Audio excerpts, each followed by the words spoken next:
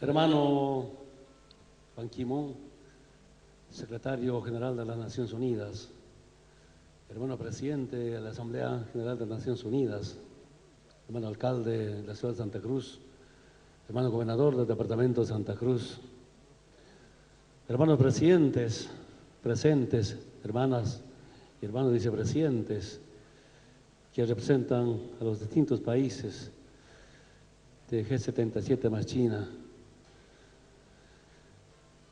cancilleres, ministros, viceministros, embajadores, a los organismos internacionales, a nuestros movimientos sociales de Bolivia, todas las estructuras del Estado plurinacional, personalidades,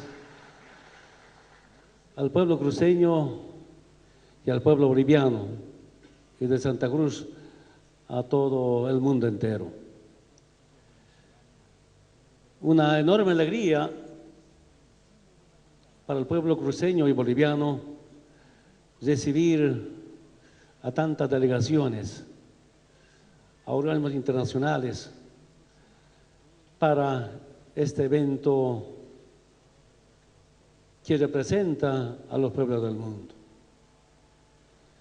Quiero decirles anticipadamente a todos los visitantes, para los movimientos sociales que representa al pueblo boliviano, incluido empresarios, cívicos, vecinos,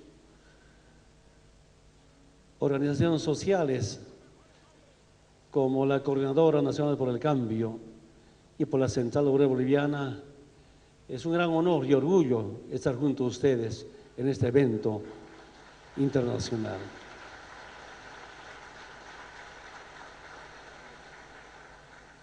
Un pequeño mensaje a la reflexión de todas y todos. Por una hermandad planetaria de los pueblos del mundo. Hace 50 años, grandes líderes levantaron las banderas de la lucha anticolonial y decidieron marchar junto a sus pueblos por el camino de la soberanía y de la independencia. Eran tiempos donde potencias mundiales y transnacionales disputaban el dominio sobre territorios y recursos naturales para seguir engrandeciéndose a costa de la pobreza de los pueblos del sur. En este contexto, el 15 de junio de 1964,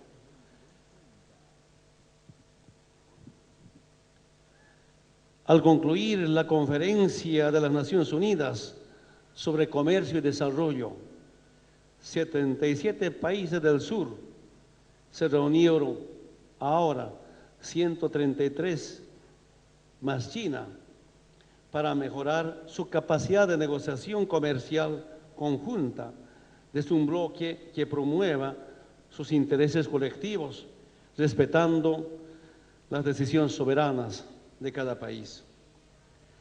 A lo largo de estos 50 años, los países trascendieron de sus planteamientos impulsando resoluciones en Naciones Unidas y acciones comunes favorables al desarrollo sustentado en la cooperación sur-sur, a un nuevo orden económico mundial, a la responsabilidad sobre el cambio climático y a las relaciones económicas en el marco de tratamientos preferenciales. En este camino destaca la lucha por la descolonización del mundo, la autodeterminación y soberanía de los pueblos sobre sus recursos naturales. Pese a todos los esfuerzos y luchas por la igualdad y justicia de los pueblos del mundo, las jerarquías y desigualdades planetarias se han incrementado. Hoy, 10 países del mundo controlan el 40% de la riqueza de todo el planeta. 15 empresas transnacionales controlan el 50% de la producción mundial.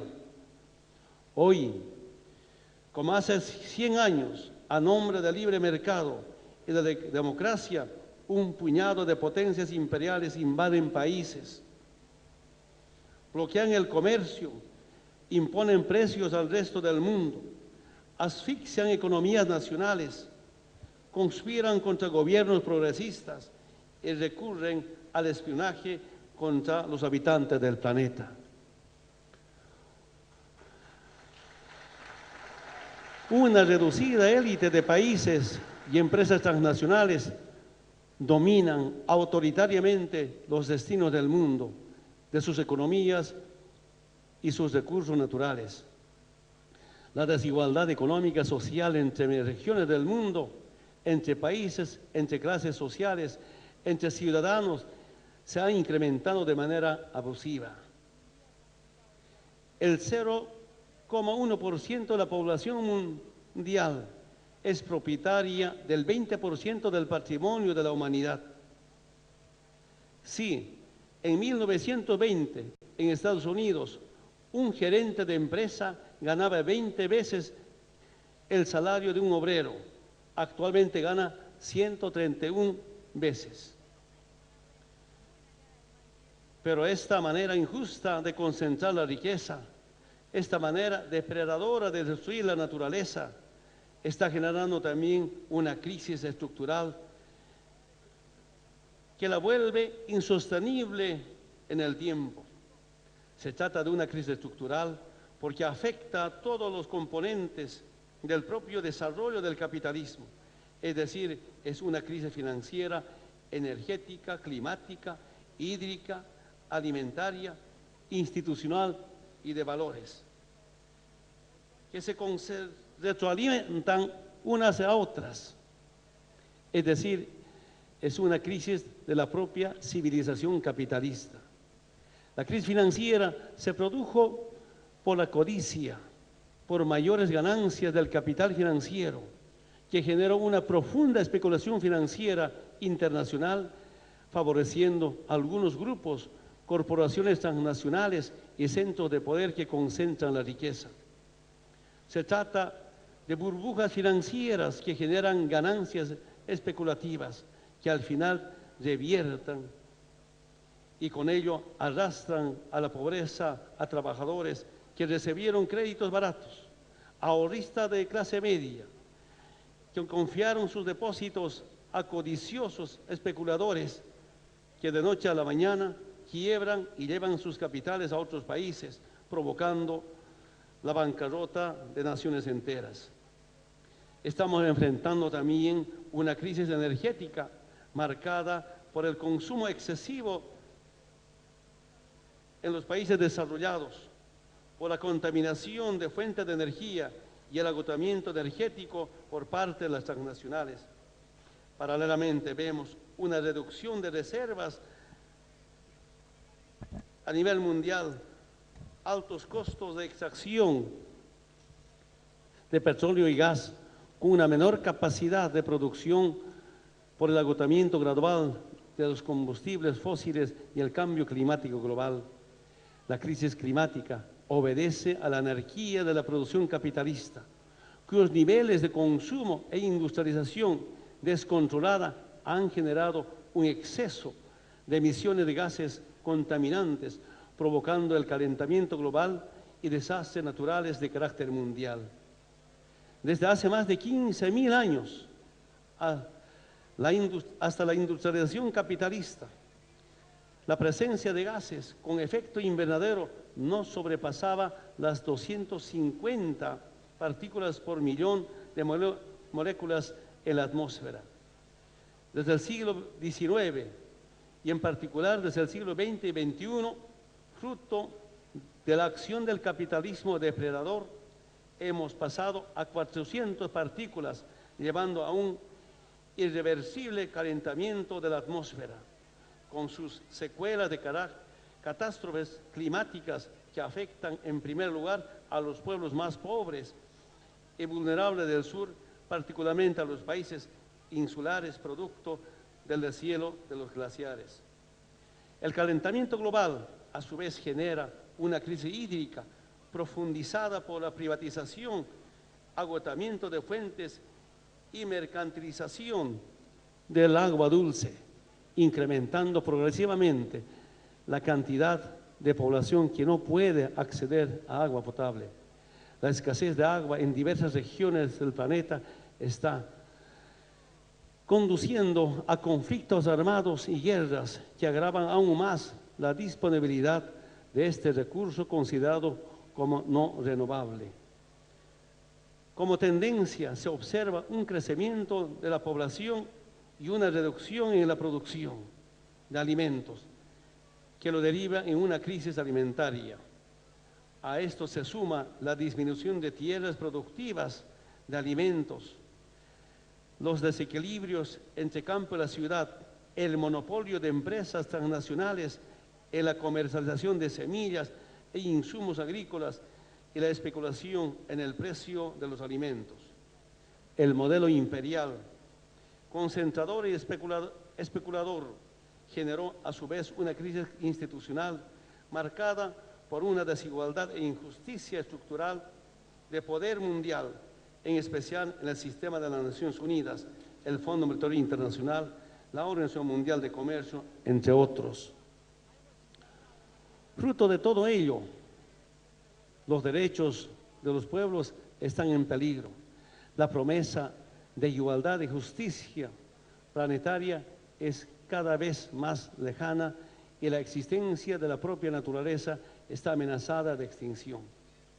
Hemos llegado a un límite y hay que tomar acciones mundiales urgentes para salvar la vida a la humanidad y a la madre tierra. En Bolivia hemos comenzado a dar pasos en este sentido. Hasta el año 2005 en Bolivia se aplicaba la política neoliberal que generó concentración de la riqueza, desigualdad social, pobreza, incrementando la marginación, discriminación y la exclusión social.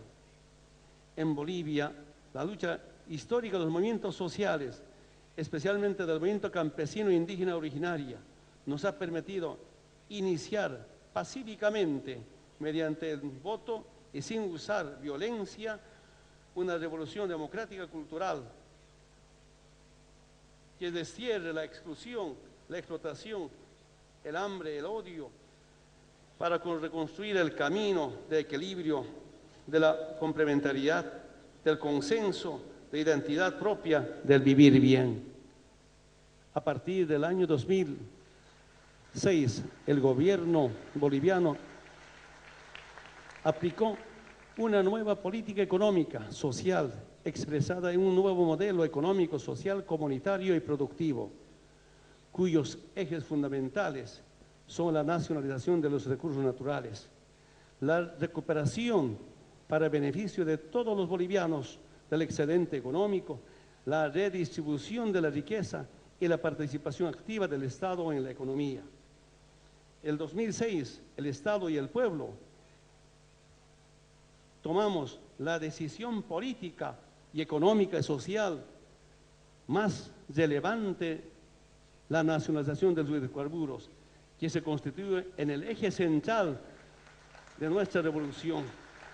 Con esta medida, el Estado participa y controla la propiedad de los hidrocarburos e industrializa el gas natural, contrariamente a la consigna neoliberal de crecimiento económico en base a la demanda externa, exportar o morir. El nuevo modelo apostó por combinar las exportaciones con el crecimiento del mercado interno, impulsada principalmente por las políticas redistributivas del ingreso, descongelamiento e incrementos salariales sucesivos del salario mínimo nacional, aumentos salariales anuales superiores a la tasa de inflación, subvenciones cruzadas y bonos de transferencia a los más necesitados. Todo esto permitió que la economía boliviana incremente su Producto Interno Bruto de 9.000 a más de 30.000 millones de dólares en los últimos 8 años. La nacionalización de los hidrocarburos, el crecimiento de la economía boliviana y la política de austeridad de gastos permitieron que tengamos superávit fiscal durante los 8 años consecutivos, que contrastaban con los déficits fiscales recurrentes que Bolivia registró durante más de 66 años. Cuando asumimos el gobierno, la diferencia entre la población más rica y la más pobre era de 128 veces. Ahora esa diferencia se redujo a solo 46 veces. Actualmente Bolivia está entre los 6 países con mejor distribución del ingreso en la región. Esto muestra que los pueblos tenemos opciones y que podemos derrotar los distintos destinos impuestos por el colonialismo y el neoliberalismo. Todos estos logros se han, en tan poco tiempo, le debemos a la conciencia social y política del pueblo boliviano. Queremos decirles, hermanas y hermanos, hemos recuperado la patria para todos, una patria que fue enajenada por el modelo neoliberal, que vivió bendecida por el viejo sistema de partidos políticos y que fue gobernada desde afuera como si fuéramos una colonia. Hemos dejado de ser el país inviable, como nos decían los organismos financieros internacionales. Hemos dejado de ser un país ingobernable, como nos hacía creer el imperio norteamericano. Hoy día, los bolivianos hemos recuperado la dignidad y el orgullo y creemos que nosotros mismos, con nuestra fuerza y en nuestro destino, quiero decirles al mundo entero, con la mayor humildad y que los únicos arquitectos sabios y capaces de cambiar su futuro son los propios pueblos, los movimientos sociales. Por esta y muchas razones, proponemos construir otro mundo, tareas para construir la sociedad del vivir bien. Primero, del desarrollo sustentable al desarrollo integral para vivir bien, en armonía, equilibrio con la madre tierra.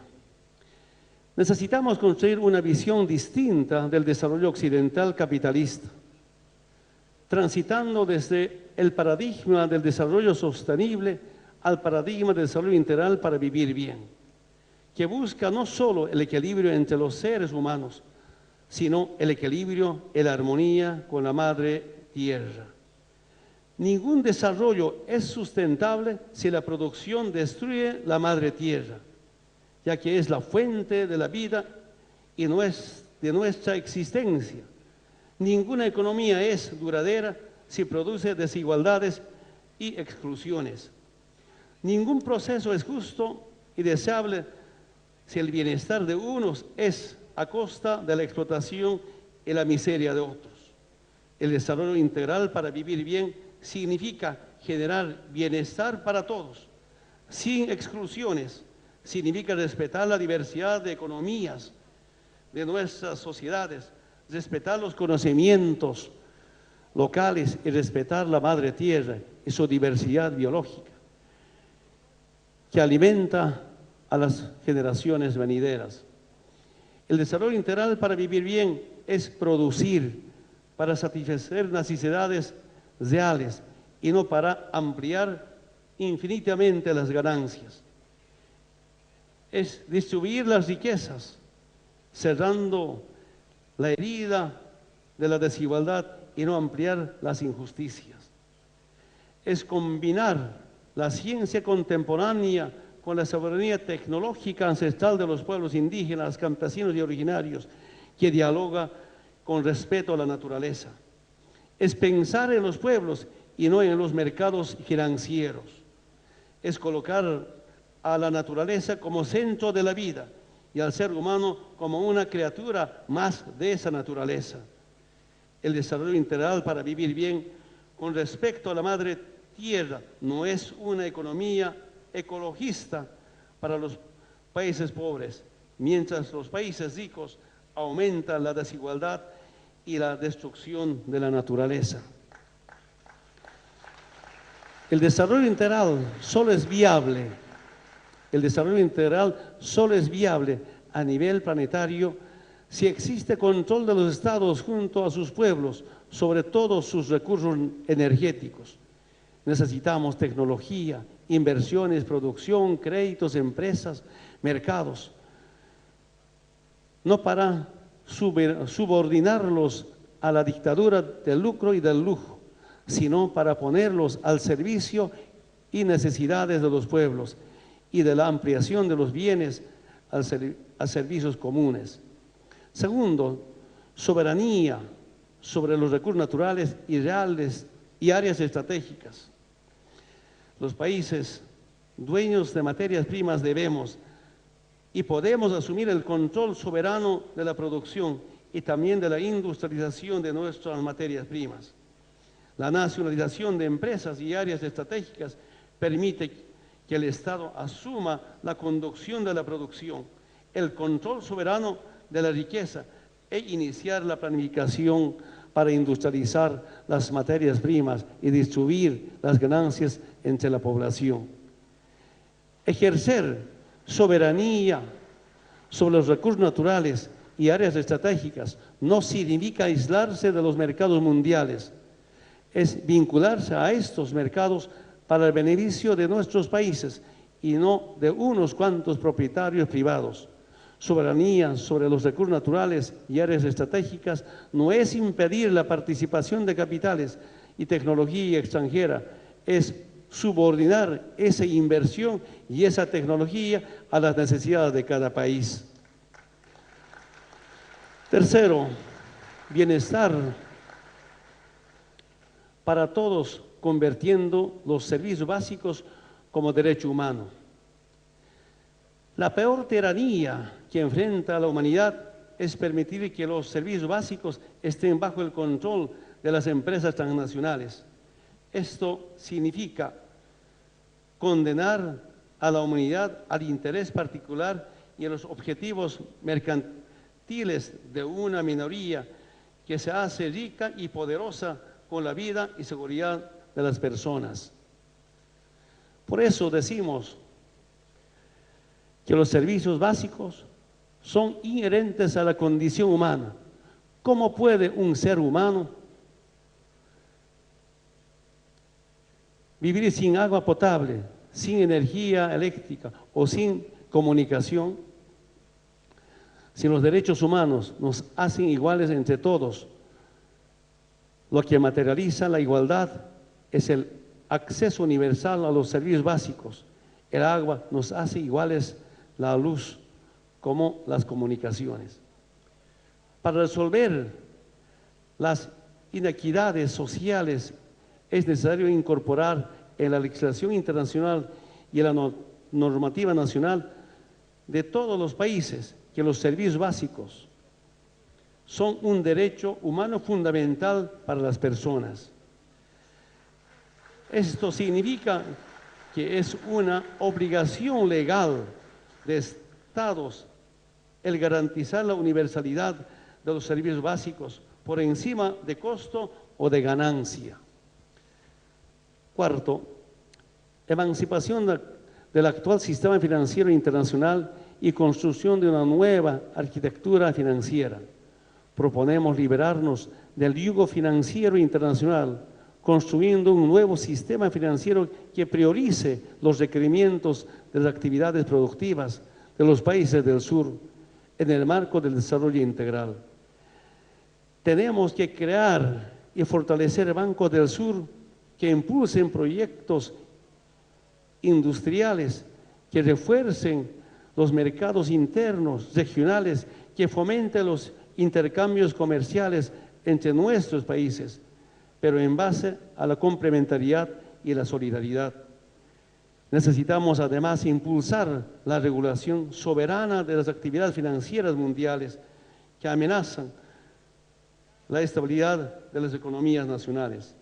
Debemos desarrollar un mecanismo internacional de reestructuración de la deuda que profundiza la dependencia de los pueblos del sur, estrangulando sus posibilidades de desarrollo. Debemos sustituir las instituciones financieras como el Fondo Monetario Internacional por otras que permitan una mejor y mayor participación de los países del sur en sus estructuras de decisión, hoy capturados por potencias imperiales. Es preciso establecer límites a las ganancias especulativas. Escúchenme bien, es preciso establecer límites a las ganancias especulativas y a la excesiva acumulación de la riqueza. Quinto, construir la gran alianza económica, científica y tecnológica y cultural de los países del G77 más China. Después de siglos de colonialismo, de transferencia de riqueza a las metrópolis imperiales y de empobrecimiento de nuestras economías, los países del sur han comenzado a retomar una importancia decisiva en el desarrollo de la economía mundial. Asia, África, Latinoamérica no solo son el 77% de la población mundial, sino también representan cerca del 43% de la economía mundial. Y esta importancia va creciendo. Los pueblos del sur somos el futuro del mundo. Para reforzar y planificar una inevitable tendencia mundial, necesitamos tomar medidas inmediatas. Necesitamos identificar los intercambios comerciales entre los países del sur y orientar nuestras actividades productivas en función de los requerimientos de otras economías del sur, en base a la complementariedad de necesidades y capacidades. Necesitamos programas de transferencia tecnológica entre los países del sur, la soberanía y el liderazgo tecnológico imprescindible para una nueva economía mundial con justicia. No lo podrá lograr cada país por sí mismo. La ciencia tiene que ser un patrimonio de toda la humanidad al servicio del bienestar de todos, sin exclusiones ni hegemonismos, para un futuro digno de todos los pueblos del mundo. Necesitamos una integración para la liberación, no una cooperación para la dominación. Para llevar adelante estas dignas tareas al servicio de los pueblos del mundo, invitamos a integrarse al G77 más China, a Rusia y otros países que son nuestros hermanos en necesidades y compromisos. Nuestra alianza del G77 no cuenta con una institución propia que efectivice los planteamientos, declaraciones y planes de acción de nuestros países. Por ello, Bolivia propone la constitución del Instituto de Descolonización y Cooperación Sur-Sur.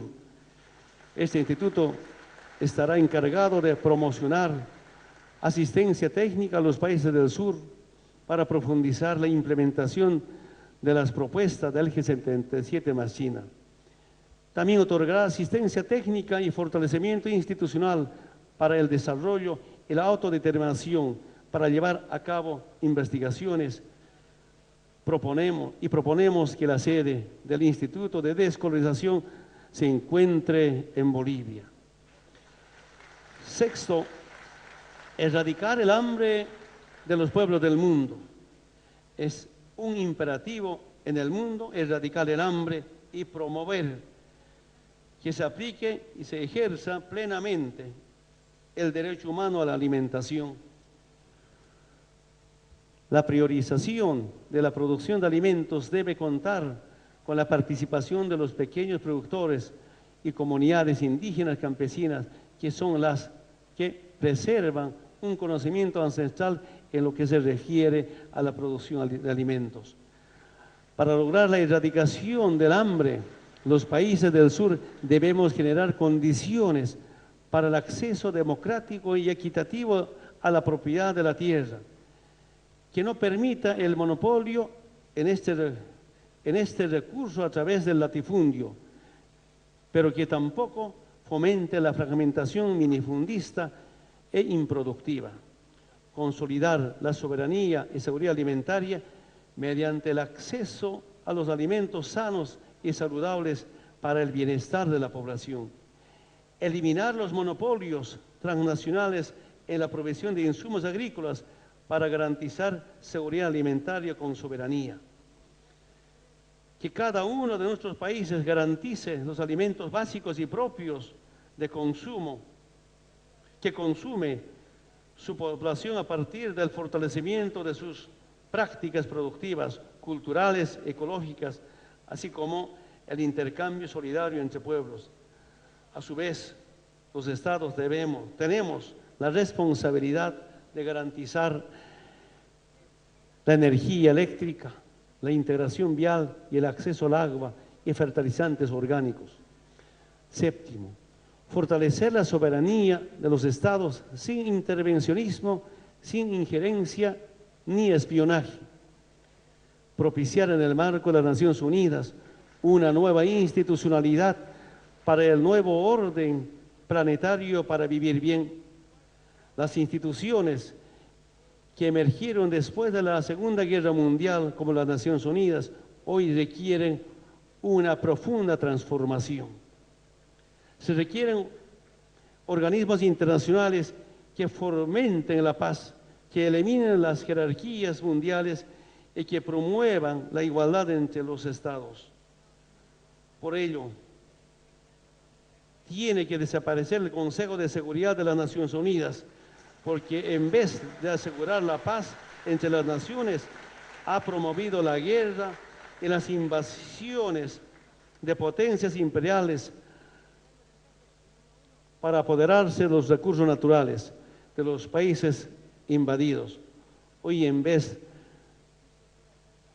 de Consejo de Seguridad, hay un Consejo de Inseguridad y de Invasión Imperial. Ningún país, ninguna institución o interés puede justificar la invasión de un país por otro. La soberanía de los estados y la resolución interna de los conflictos de cada país es la base fundamental de la paz y de las Naciones Unidas. Denuncio aquí el bloqueo económico injusto contra Cuba, las agresiones ilegales políticas de gobierno de los Estados Unidos, las ilegales políticas del gobierno de los Estados Unidos contra Venezuela, incluyendo la iniciativa legislativa del Comité de Relaciones Exteriores del Senado dirigida a imponer sanciones a este país afectado, su soberanía e independencia política. Es en clara violación de los principios y propósitos de la Carta de las Naciones Unidas. Esa es la persecución y el golpismo internacional que constituye el colonialismo moderno, el colonialismo de esta nueva época. Es este nuevo tiempo, en estos tiempos del sur, debemos ser capaces de superar y sanar las heridas heredadas por guerras fratricidas, alentadas por intereses capitalistas foráneos. Debemos consolidar esquemas de integración que faciliten nuestra convivencia pacífica, nuestro desarrollo y nuestra fe en valores compartidos como la justicia. Solamente juntos podremos lograr una vida digna para nuestras naciones. Octavo, renovación democrática de los estados. El tiempo de los imperios, de las jerarquías coloniales y de las oligarquías financieras se está terminando. Por todas partes vemos a los pueblos del mundo demandar su protagonismo en la historia. En el siglo XXI tiene que ser el siglo de los pueblos, de los obreros, de los campesinos, de los indígenas, de los jóvenes, de las mujeres, es decir, de los oprimidos y marginados. El protagonismo de los pueblos significa la renovación y profundización de la democracia. Tenemos que complementar la democracia electoral con la democracia participativa y con la democracia comunitaria. De la limitada gobernabilidad partidaria y parlamentaria, tenemos que pasar a la gobernabilidad social de la democracia. Eso significa que para todas Para tomar decisiones estatales se debe tomar en cuenta la deliberación de los parlamentos, pero también la deliberación de los movimientos sociales que permita fluir la energía viva de nuestros pueblos. La renovación de la democracia en este nuevo siglo también requiere que la acción política que constituya en un completo y permanente servicio a la vida, que es a su vez un compromiso ético, humano, moral con nuestros pueblos, con los más humildes. Para ello debemos recuperar los códigos de nuestros ancestros: no robar, no mentir, no ser flojo y no ser adulón. Democracia es también distribución de la riqueza y ampliación de los bienes comunes que tiene la sociedad. Democracia es subordinación de los gobernantes a las decisiones de los gobernados. Democracia no es beneficio personal de los gobernantes, ni mucho menos abuso de poder. Es servicio amoroso y abnegado hacia el pueblo. Es la entrega del tiempo, del conocimiento, del esfuerzo y la propia vida para alcanzar el bienestar de los pueblos y de la humanidad. Noveno, un nuevo mundo desde el sur para toda la humanidad. Ha llegado el tiempo de las naciones del sur. Antes fuimos colonizados y esclavizados, y con nuestro trabajo robado se elevaron los imperios del norte. Hoy, a cada paso que damos por nuestra liberación, los imperios entran en decadencia y comienzan a derrumbarse. Pero nuestra liberación no es solo la liberación de los pueblos del sur, es a la vez liberación de la humanidad entera, porque nosotros no luchamos para dominar a otros, luchamos para que nadie domine al otro. Y a su vez, solo nosotros podemos salvar a la fuente de toda vida y de toda sociedad, la madre tierra, que ahora está amenazada de muerte por la anguria del capitalismo depredador y enloquecido. Hoy, otro mundo no solo es posible, sino es imprescindible. Hoy otro mundo es imprescindible porque si no habrá ningún mundo posible.